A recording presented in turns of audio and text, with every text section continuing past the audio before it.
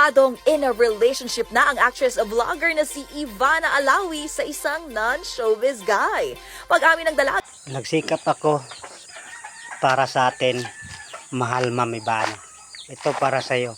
Kahit naghihirap, kakayanin ko dahil sobrang mahal kita. Salamat sa panahon na maging part ka ng buhay ko.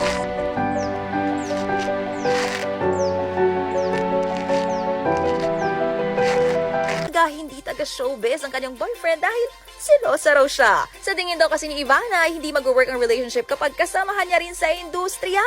Sa hulihan kay Ivana, very important na pasado sa kanyang buong pamilya ang lalaking mamahalin.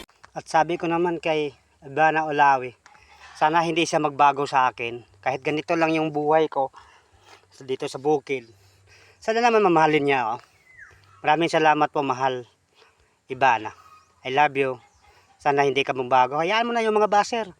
Kasi yung mga baser, wala naman siya maanggap sa buhay natin eh. Ang importante, nagmamahalan tayo. Kahit ganito lang, salamat sa mga panahon nga. Tanggap mo ako. I love you, mahal Ivana.